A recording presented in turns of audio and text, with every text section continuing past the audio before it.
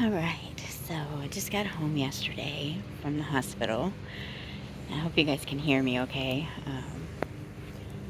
But I'm not feeling so good right now because, I don't know, I was in there for a few days and on a lot of strong medicine, and my levels are just all causing me to shake a little bit. But anyways, I thought I would come out and get some vitamin D, get my hands in the dirt. I always feel better when I'm out here doing what I love. So my tomatoes got a little crazy. What I'm trying to do this year is grow them up, because last year we had a tomato plant that was about 7 feet tall, and it put out so many tomatoes, but it's doing pretty good. I come through and I'll get all the little suckers. I won't mess with the tops because this will continue to just keep growing up, and that's a 7-foot fence, I think. 6 foot. Yeah, some places it's 7, but anyways. So I want them to go higher than this. And then I'll start getting them to go across, and this will all be just tomatoes. But the thing I do is I go through, and like I said, I'm real shaky today, so my words aren't really easy today either. Just bear with me. But I got all the ones off of that one. I just come through, and any of these little things that are growing in the nooks, I get those out.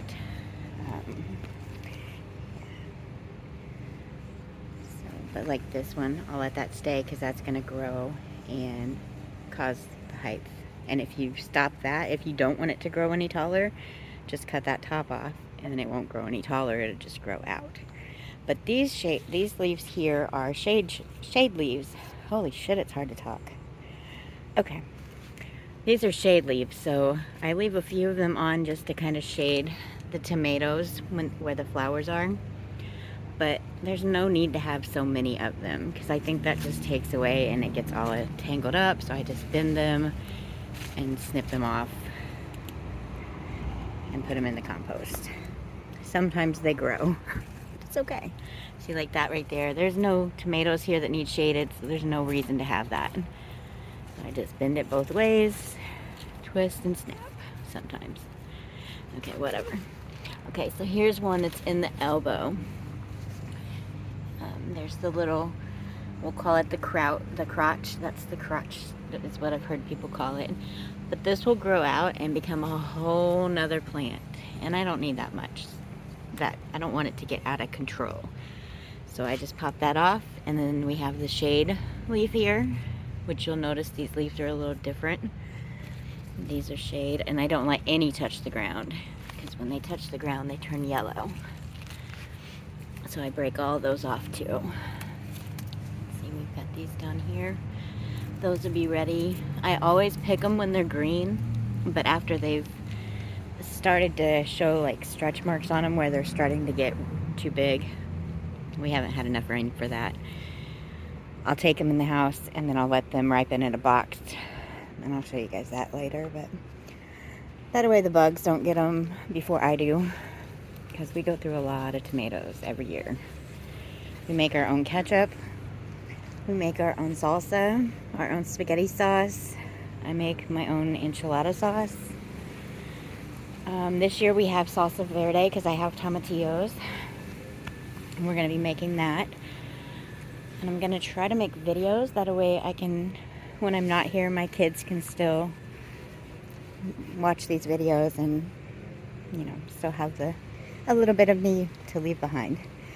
But these are those squash, and as you can see, there's a squash bug, well, a stink bug. So that means that there are baby stink bugs in here. I am literally about to just rip out this whole section because it's gotten out of control.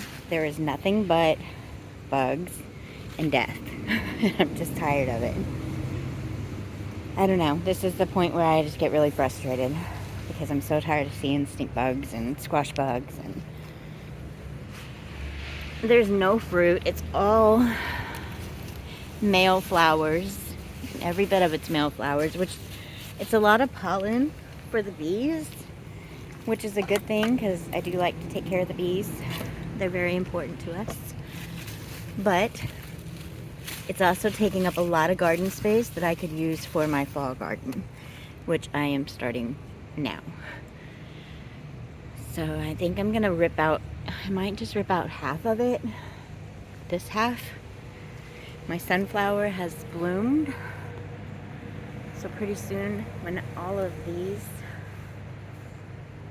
are ready, like all of them look like that, I'll take the heads and I'll save the seeds, and I'll roast some of the seeds, and then I'll save some of the seeds for next year. The broccoli, it didn't make it without me. It's no good. No good. But it's so hot and there's not been enough rain. So I'm really putting a lot of hope into my fall garden. Because same with the cabbages. The bugs just demolished it. I've got a little cabbage there. And we started this in March. And it was still cold. I just don't know. But this is the fall crop. This is coming in. We're going to start over with some broccoli, cauliflower, more squash. This is zucchini, and that's crooked neck squash, I think.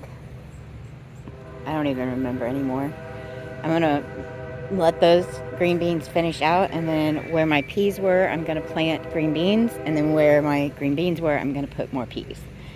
That way we can fix the soil and get that right. Most of the soil we made out of compost. So just out of scraps around the yard, trees that fell down, kitchen scraps that were, I got little rosemary down here popping up. There, and there. And then the basil's doing really good. I chopped that down and dried that, so it's coming back. There's another broccoli. It's just so freaking humid here and so hot. I probably just doxed myself by saying that. It's humid and hot everywhere, I guess. So I'm gonna start some more seeds. The carrots are doing pretty good. Only half of them came up, but that's one bad thing about organic gardening is if you don't use those chemicals to get rid of the bugs, which I wouldn't, then you end up with the bugs eating more than you really would like. So just gotta learn. It's a big learning process, and I learn more and more every year. This is my zucchini and a marigold, a tomato plant that I planted from seed. So this is gonna be, when those are ready to start dying off, this will be ready to go get strung up like that, or I don't know, might leave it because, watch this. We're gonna go around the yard. Am I recording? Okay, just checking. We'll go over here, and the seed garden is gone to seed like it's supposed to. I mean, I got broccoli seeded in here. There's mustard. We've got more mustard seed for pickling. I already took a bunch out. I also already harvested all the broccoli and cauliflower from the backyard. But there's more tomatoes here. More tomatoes here. These are Roma. And these are peperoncini peppers. That's what those are. These are new broccolis that are going to get planted back there today. My strawberry, I'm going to put more dirt on the bottom of that so that it can hold more moisture and get more nutrients. My basil has went to seed. Look at that. Hold on. You guys can't even see it. Oh. Look at that basil. I have never seen a basil that big. It's gorgeous. And it smells so good. Hold on. And it smells so good. I don't even want to pick it. So I'm just leaving it to go to seed because that's what this garden's for.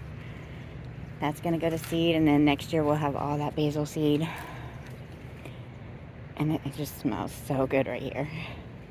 These are going to be broccoli seeds. And